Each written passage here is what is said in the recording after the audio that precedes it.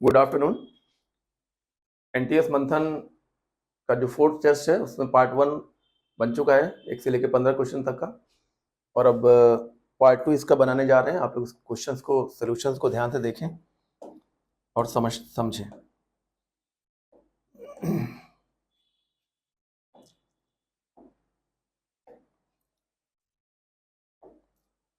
Question number 16 है कि एक रॉक है, वो 3 पार्ट में एक्सप्लोड हो गई। ये एक रॉक थी जो 3 पार्ट में एक्सप्लोड हो गई और इसका एक टुकड़ा जो 1 किलोग्राम का है वो 12 मीटर पर सेकेंड से चलने लगा, और जो दूसरा टुकड़ा इसका है 2 किलोग्राम का, 2 केजी का, वो 8 मीटर पर सेकेंड से मोशन करने लगा, 8 मीटर पर सेकेंड से चलने लगा। तो क्वेश्चन ये है कि अगर तीसरा टुकड़ा जो है वो 4 मीटर पर सेकेंड से अगर चल रहा हो एक्सप्लोजन के ठीक बाद, तो इसका मास क्या है? थर्ड टुकड़े का मास हमको m3 हमें फाइंड करना है, ठीक है ना। तो पहली बात तो देखिए कि ब्लास्ट के पहले पूरा सिस्टम रुका हुआ था, ठीक है ना। तो हम लोग कंजर्वेशन ऑफ मोमेंटम लगाएंगे। P initial is equal to P final. Vector form में लेके चल सकते हैं इसको हम लोग, या आप ये भी कह सकते हैं कि 0 is equal to P1 plus P2 plus P3। Initial momentum 0 और final momentum P1 plus P2 plus P3। इस तरीके से हम लोगों ने ये फाइंड किया कि जो P3 होगा वो माइनस P1 माइनस P2 होगा, ठीक है ना। मोमेंटम को लेकर हम लोग इसलिए चल रहे हैं क्योंकि सारी बातें मास और वेलोसिटी को लेकर हम लोग करनी है, इसलिए हम लोग मोमेंटम को लेकर चल रहे हैं। आइए, मोमेंटम का मैग्नीट्यूड कितना होगा? Under root P1 square plus P2 square. हम लोग क्वेश्चन की शुरुआत यहाँ से भी कर सकते थे। आप लोग चाहें तो इतना पार्ट छोड़ दीजिए और क्वेश्चन की शुरुआत यहाँ से भी कर सकते थे, क्योंकि इन दोनों का रिजल्टेंट इसके बराबर होगा। उसको मैंने एक्सप्लेन किया कि ऐसा क्यों होगा, ठीक है ना। तो ये हुआ m1 v1 का स्क्वायर और ये m2 v2 का स्क्वायर, और ये हो गया m3 इंटू v3, ठीक है ना। तो m1 v1 यानी कि 1 इंटू 12 का स्क्वायर, और m2 v2 यानी कि 2 इंटू 8 का स्क्वायर। तो ये हो गया 144 प्लस 16 का स्क्वायर यानी कि 256। तो अंडर रूट 400 का मतलब हो गया 20, और m3 v3 हमें फाइंड करना है और v3 की वैल्यू दी हुई है 4। तो m3 इंटू 4, सो थर्ड टुकड़े का जो मास होगा वो 20/4। बहुत ही अच्छा क्वेश्चन है ये, 5 किलोग्राम होगा। बहुत ही बढ़िया क्वेश्चन है, इसको तैयार कर लीजिए।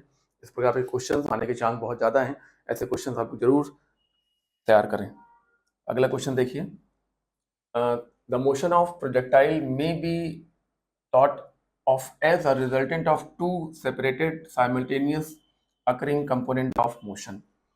जो प्रोजेक्टाइल मोशन है वो दो डायरेक्शन के कंपोनेंट्स का रिजल्टेंट माना जा सकता है। ये देखिए ये हॉरिजॉन्टल कंपोनेंट है और ये वर्टिकल कंपोनेंट है और ये नेट रिजल्टेंट वेलोसिटी है।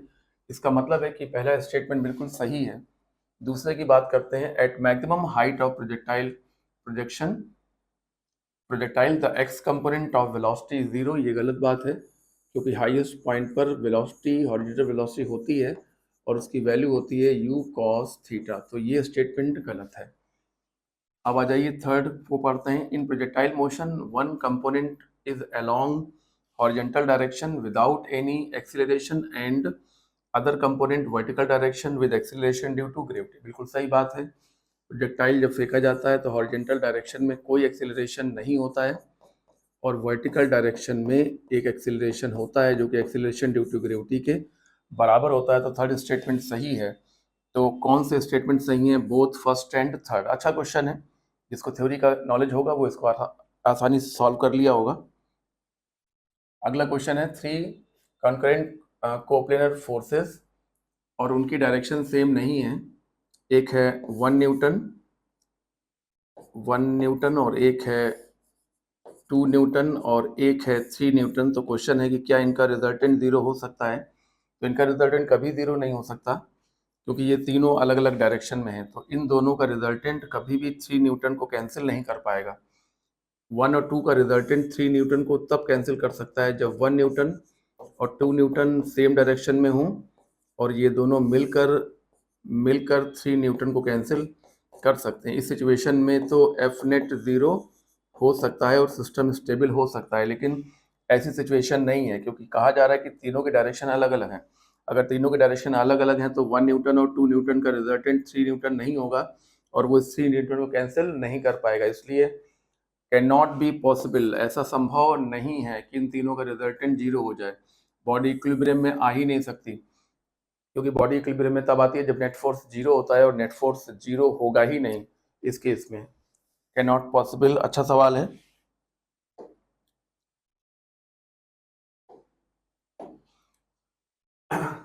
दो फोर्सेस हैं जो एक बॉडी पर लग रहे हैं, उसका मास 2 किलोग्राम है। Find the force F3 which when act on the body will make it stable. Stable equilibrium की बात हो रही है, यानी कि तीनों फोर्सेस का जो सम होना चाहिए वो ज़ीरो होना चाहिए, तभी नेट फोर्स ज़ीरो होगा और तभी स्टेबल इक्विलिब्रियम बनेगा। ठीक है ना? तो F1 is equal to 3i cap minus 4j cap and F2 is equal to 2i cap minus 3j cap and plus F3 is equal to 0। ठीक है ना? थर्ड फोर्स की वैल्यू हमसे पूछी गई है, तो 3 and 2 5i कैप हो जाएगा और -4 और -3 यानी कि माइनस का 7j कैप हो जाएगा, क्योंकि यहाँ पर -4j कैप है, यहाँ पे -3j कैप है, इजु plus F3 is equal to 0। ठीक है ना?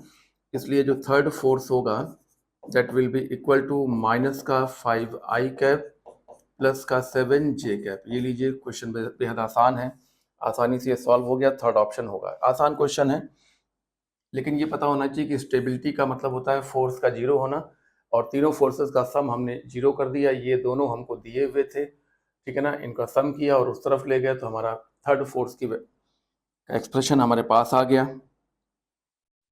अगला क्वेश्चन देखिए, यहाँ पर क्या है कि ये एक सिस्टम है जो कि दिखाया गया है और यहाँ पर एक फोर्स है आपका 10 न्यूटन। 10 न्यूटन का फोर्स इस डायरेक्शन में लग रहा है। तो क्वेश्चन है कि इस डायरेक्शन में और इस डायरेक्शन में कितना कितना फोर्स होगा। ये एंगल आपका 120 डिग्री है। अगर ये एंगल 120 डिग्री है, ये टेंशन T है, ये टेंशन T है, तो ये एंगल 60 और ये एंगल 60 डिग्री होगा। तो T का ये कंपोनेंट T cos 60 और ये कंपोनेंट T sin 60 होगा। इसी प्रकार से इस टेंशन का ये कंपोनेंट T cos 60 और ये वाला कंपोनेंट T sin 60 होगा। तो साइन वाले दोनों कंपोनेंट एक दूसरे को कैंसिल करेंगे और ये दोनों मिलकर 10 न्यूटन को बैलेंस करेंगे, यानी कि T cos 60 plus T cos 60 मिलकर 10 न्यूटन को बैलेंस करेंगे इक्विलिब्रियम के लिए। नेट फोर्स जीरो है, so T/2 plus T/2 is equal to 10, so T is equal to 10 newton. यही पूछा गया था कि इस ब्रांच में और इस ब्रांच में कितना कितना फोर्स लगेगा, जिसको हम लोगों ने बहुत आसानी से कैलकुलेट कर लिया। अच्छा सवाल है। अगला क्वेश्चन है कि M2M 3M तीन पार्टिकल ऐसे जुड़े हुए हैं और ऊपर की तरफ खींचा जा रहा है और पूरा का पूरा सिस्टम कांस्टेंट वेलोसिटी से ऊपर जा रहा है। तो क्वेश्चन है कि नेट फोर्स ऑन 2M हमें फाइंड करना है। जिसका मास 2M है उस पर हमें नेट फोर्स फाइंड करना है। आइए, पूरा सिस्टम कांस्टेंट एक्सीलरेशन से ऊपर जा रहा है, कांस्टेंट वेलोसिटी से ऊपर जा रहा है, कांस्टेंट एक्सीलरेशन नहीं, सॉरी भाई, कांस्टेंट वेलोसिटी से ऊपर जा रहा है। ये लीजिए, ये तीनों मासेस हो गए, ये हो गया 3mg और this is equal to 2 mg and this is equal to mg and tension यहाँ पर देखिए T1 और यहाँ पर टेंशन देखिए T2 और इसको हम F4 से खींच रहे हैं, ठीक है ना। तो अब आ जाइए कि क्वेश्चन है कि 2m वाले पर कितना नेट फोर्स होगा। तो ये है 2m, इस पर नीचे की तरफ टेंशन T1 है और इसका वेट 2mg नीचे की ओर है और ऊपर की तरफ जो फोर्स है वो T2 है। ये देखिए लिखा हुआ है T2। इस पर 3 फोर्सेस हैं, T2 ऊपर, T1 नीचे और 2mg भी नीचे। अब इसका वेलोसिटी कैसा है बताइए, कांस्टेंट है। वेलोसिटी कांस्टेंट होने का मतलब है एक्सीलरेशन जीरो है। एक्सीलरेशन जीरो होने का मतलब है नेट फोर्स जीरो है। ये आया हुआ क्वेश्चन है, इसका आंसर होगा जीरो। इस पर कोई नेट फोर्स नहीं होगा। नेट फोर्स ना होने का मतलब है T2 बैलेंस करेगा किसको, T1 और 2mg को बैलेंस करेगा और इस पर कोई नेट फोर्स नहीं होगा। अच्छा क्वेश्चन है, कंफ्यूजिंग क्वेश्चन हो सकता है आपके लिए। अगला क्वेश्चन देखिए, एक सिस्टम है जिसमें एक हॉरिजेंटल रस्सी है, एक इस प्रकार से रस्सी बंधी हुई है और यहाँ पर एक मास mg लटकाया गया है। मास की वैल्यू सवाल में अगर दी हो, नहीं, उसी फॉर्म में आंसर चाहिए। तो क्वेश्चन है कि इस रस्सी में कितना टेंशन होगा। माना कि यहाँ पर T2 टेंशन है और माना कि यहाँ पर टेंशन T1 है। ये लीजिए T1 और ये एंगल क्वेश्चन में 30 डिग्री गिवन है। तो अब हम अगर T1 के कंपोनेंट कर लें, कैसे कर लेंगे, वो 30 है तो ये भी कितना होगा, 30 डिग्री होगा। तो T1 का ये कंपोनेंट T1 cos 30 और T1 का ये कंपोनेंट T1 sin 30 होगा। अब देखिए क्योंकि ये पॉइंट इक्विलिब्रियम में है तो सारे फोर्सेस एक दूसरे को बैलेंस करेंगे, इसलिए T1, हाँ, y डायरेक्शन में अगर हम बनाएंगे तो T1 sin 30 is equal to mg, यानी कि T1/2 is equal to mg, यानी कि T1 is equal to 2mg, ठीक है ना। अब आ जाइए x डायरेक्शन में,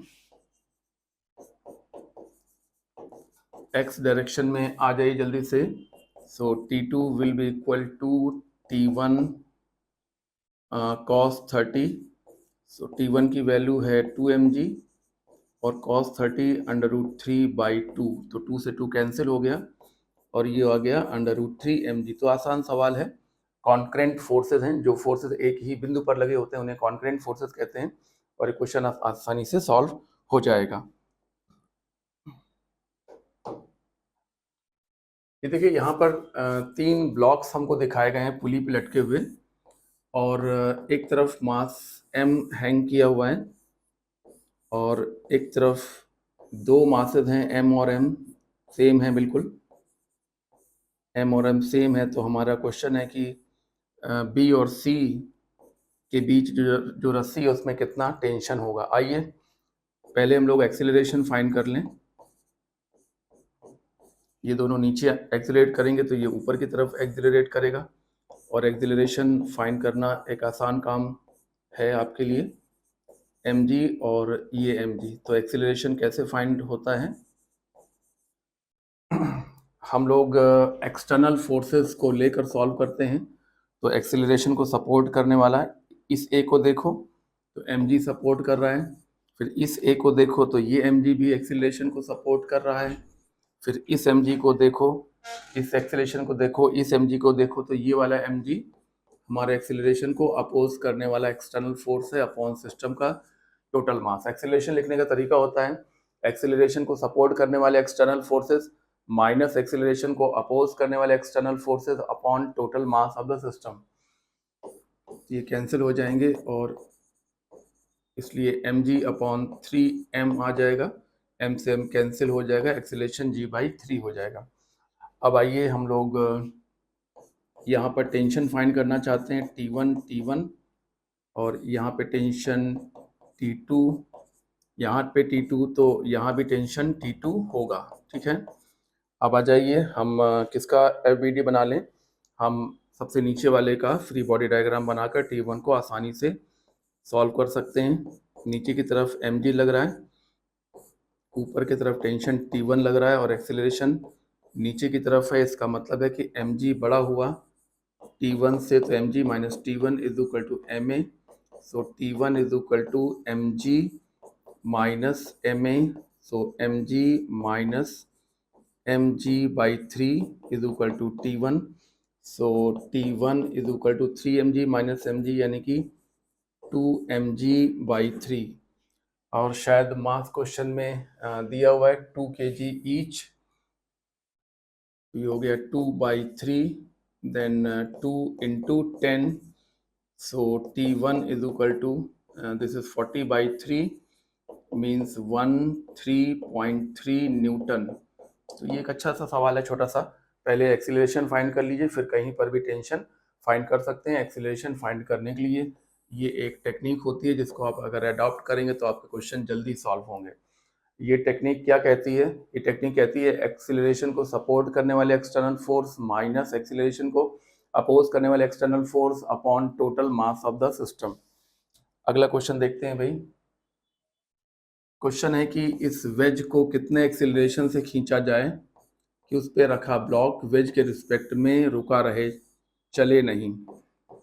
इसको कितने एक्सीलरेशन से हम खींचें कि ये ब्लॉक जहां है वहीं रुका रहे? इस क्वेश्चन का आंसर बहुत सारे बच्चे डायरेक्टली जानते हैं, G tan थीटा होता है। फिर भी अगर आप इसको सॉल्व करना चाहते हैं तो इसी ट्रॉली पर अगर हम लोग बैठ जाएं और स्यूडो फोर्स की मदद से प्रॉब्लम को सॉल्व करें तो आसानी से सॉल्व हो जाएगा। देखिए ये लग गया स्यूडो फोर्स ma, और ये लग गया देखिए mg, और ये लग गया देखिए नॉर्मल रिएक्शन। और हमें mg के कंपोनेंट करने चाहिए क्योंकि हमें दो इक्वेशन बनानी होती हैं, एक अलोंग द सरफेस और दूसरा परपेंडिकुलर टू द सरफेस। तो mg का ये कंपोनेंट आप सभी लोग जानते हैं, mg साइन थीटा, और ये वाला कंपोनेंट mg कॉस थीटा, ये सब आप लोग जानते ही हैं। अब हमें ma के भी कंपोनेंट करने चाहिए क्योंकि ये भी ना प्लेन के अलोंग है ना परपेंडिकुलर है। अगर ये एंगल थीटा है तो ये एंगल भी थीटा होगा। तो ये कंपोनेंट ma कॉस थीटा और ये वाला कंपोनेंट ma साइन थीटा होगा। अब ये क्योंकि ये ब्लॉक प्लेन के अलोंग ना नीचे जा रहा है ना ऊपर जा रहा है, इसलिए ma कॉस थीटा बैलेंस करेगा mg साइन थीटा को। ma cos theta mg sine theta को बैलेंस करेगा, तो m से m हमने कैंसिल करा दिया और a बराबर आ गया g sine theta upon cos theta यानी कि G tan थीटा, जैसे कि मैंने आपको स्टार्टिंग में ही बता दिया था। और ये आंसर आप लोगों को याद रहना चाहिए, जो बच्चे अच्छे से तैयारी कर रहे हैं उनको ये आंसर हमेशा ही याद रहता है, ठीक है ना। अगर हम नीचे वाली ट्रॉली को G tan थीटा एक्सीलरेशन से घसीटते हैं तो उसके ऊपर रखा हुआ ब्लॉक नीचे स्लाइड नहीं कर पाता है स्यूडो फोर्स की वजह से। क्वेश्चन अच्छा है। अब यहाँ पर है डाउनवर्ड एक्सेलरेशन फाइंड करना है। तीनों मास सेम हैं, तीनों मासेस सेम हैं, m1 m2 m3 लिखा हुआ है, लेकिन ऊपर लिखा हुआ है तीनों की वैल्यू सेम है। तो हमें नीचे वाले लटके हुए मास का एक्सेलरेशन फाइंड करने को कहा गया है। ये दो मासेस हैं जो रस्सियों से आपस में जुड़े हुए हैं, ठीक है ना। तो आइए एक्सेलरेशन फाइंड करना तो हम लोग जानते ही हैं। ये देखिए, माना कि ये नीचे आएगा तो ये दोनों आगे की तरफ एक्सेलरेट होंगे, और जब ये दोनों आगे की तरफ चलेंगे तो फ्रिक्शन जो होगा वो पीछे की तरफ लगेगा। ये देखिए फ्रिक्शन काइनेटिक फ्रिक्शन होगा, ठीक है ना। ये इसका वेट mg है और ये नॉर्मल रिएक्शन है। इसी प्रकार से इसका वेट भी, ये देखिए इसका वेट mg है और नॉर्मल रिएक्शन n है। हाँ बिल्कुल सिमिलर हैं तो सेम होगा, n n mg mg, ठीक है ना। तो सबसे पहले ये पता कर लें कि क्योंकि ये ब्लॉक ना ऊपर जा रहा है ना नीचे जा रहा है, यानी कि n is equal to mg यहाँ भी होगा और n is equal to mg यहाँ भी होगा, ठीक है ना। अब एक्चुअली हमें एक्सेलरेशन फाइंड करना है, तो एक्सेलरेशन फाइंड करने की ट्रिक मैंने आपको बताई थी। इस एक्सेलरेशन को देखिए, तो ये mg इसको सपोर्ट करने वाला है। अब इस एक्सेलरेशन को देखिए तो ये जो फ्रिक्शन है वो अपोज करने वाला है।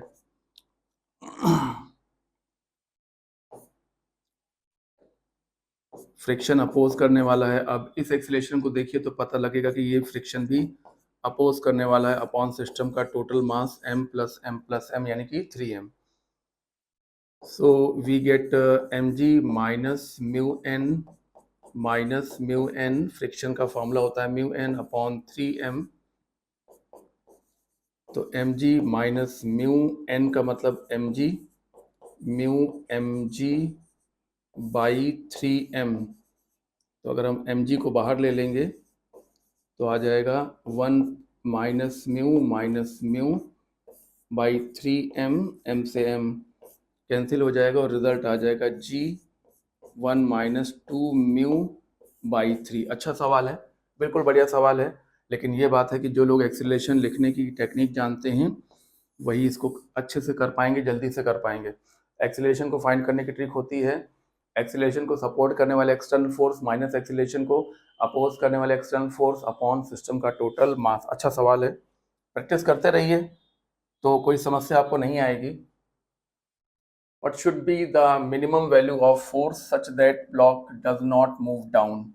कहते हैं कितना बल लगाएं कि ब्लॉक नीचे की तरफ मूव ना करने पाए।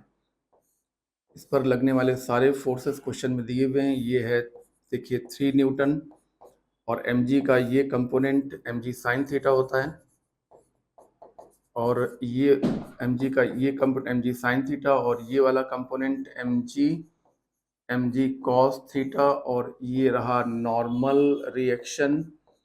और हम ऊपर की तरफ खींच रहे हैं कि ब्लॉक बस नीचे सरकने ना पाए। तो ब्लॉक नीचे सरकने से रुक रहा है, यानी कि जो लिमिटिंग फ्रिक्शन होगा वो ऊपर की तरफ होगा। म्यू की वैल्यू क्वेश्चन में 0.6 दी हुई है और बस इतना काफ़ी है। मास दिया होना चाहिए, बिल्कुल दिया है, 10 किलोग्राम मास भी दिया हुआ है।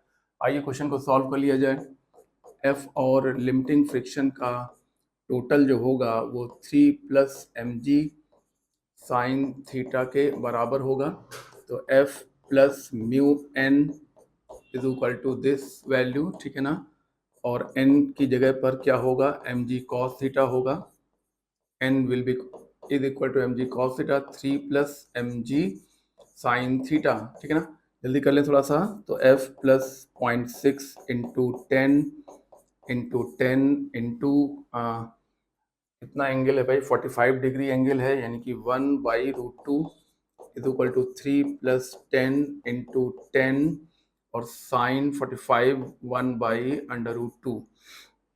सो दिस इज एफ प्लस ये हो गया 660 बाई√2 इज इक्वल टू 3 प्लस ये हो गया 100/√2 10 इंटू 10 यानी कि 100/√2। तो जब इधर जाएगा तो ये हो जाएगा 3 प्लस 100 माइनस 60 यानी कि 40/√2। सो 3 प्लस 40/√2 यानी कि 40/1.41। तो 28 2 से थोड़ा ज़्यादा रिजल्ट बनेगा 31 पॉइंट समथिंग 1.41, ठीक है ना। तो ये 28 पॉइंट समथिंग बनेगा, 28 पॉइंट समथिंग मान लीजिए बन रहा है। ये हो गया आपका 28 और ये हो गया 31.4। हालांकि इसको राउंड ऑफ करने पर इसको 31 लिखा जाना चाहिए, लेकिन वेरी क्लोज आंसर है 32, तो हम 32 को टिक करेंगे। यही आपको दिया भी गया होगा जो आपको आंसर शीट मिली होगी। तो हालांकि आंसर वाकई में 32 नहीं होना चाहिए, क्योंकि अगर हम इसको राउंड ऑफ करेंगे तो यहाँ पर 1 ही रहेगा। तो ये रिजल्ट एक्चुअली में तो 31 ही होना चाहिए राउंड ऑफ करने के बाद। अगर दो सिग्निफिकेंट फिगर रखने हैं तो 31 आंसर होना चाहिए, अगर पूरा रखना है तो 31.4 होना चाहिए, लेकिन 32 नहीं होना चाहिए। लेकिन अब इसमें 32 लिखा हुआ है तो मोर क्लोज मानते हुए हम इस ऑप्शन को सही करा रहे हैं। आगे चलें। A box of mass 8 kilogram is placed on rough inclined plane। 30 degree का इंक्लाइन प्लेन है और 8 किलोग्राम का मास इसमें रखा हुआ है। ये ब्लॉक इसमें रखा हुआ है, ठीक है। और ब्लॉक को रोका गया है एक हॉरिजॉन्टल फोर्स लगाकर। ये देखिए, इस फोर्स को लगा के ब्लॉक को यहाँ पर रोका गया है। तो क्वेश्चन है कि इस फोर्स की वैल्यू हमको फाइंड करनी है। ब्लॉक का मास 8 किलोग्राम दिया हुआ है, ये एक अच्छी बात है। फ्रिक्शन रफ सरफेस है, ये भी यहाँ पर लिखा हुआ है, ठीक है ना। और हम कितना एफ लगाएं कि ये ब्लॉक रुका रहे और फ्रिक्शन भी मिनिमम लगे, मिनिमम फ्रिक्शन लगे, ठीक है ना। आइए mg के कंपोनेंट कर लेते हैं। तो ये हो गया mg साइन थीटा और ये वाला हो गया mg कॉस थीटा और ये हो गया देखिए आपका नॉर्मल रिएक्शन। और अब हमें एफ के कंपोनेंट कर लेने चाहिए। ये एंगल थीटा, थीटा की वैल्यू दी है क्या? थीटा की वैल्यू जल्दी से देखते हैं। हाँ, थीटा की वैल्यू दी है 30 डिग्री, बढ़िया 30 डिग्री। तो एफ के कंपोनेंट हम करेंगे, क्योंकि हमें दो इक्वेशन बनानी होती है, एक अलोंग द प्लेन और एक प्लेन के परपेंडिकुलर। ये एंगल थीटा है तो ये एंगल भी थीटा होगा, तो ये कंपोनेंट एफ कॉस थीटा होगा और ये वाला कंपोनेंट एफ साइन थीटा होगा। अब क्योंकि फ्रिक्शन चाहते हैं मिनिमम हो जाए, तो मिनिमम फ्रिक्शन की वैल्यू 0 लेकर हम क्वेश्चन को आराम से सॉल्व कर सकते हैं। ये ब्लॉक कहीं जा नहीं रहा है, इसका मतलब है कि F cos theta will be equal to M G sine theta.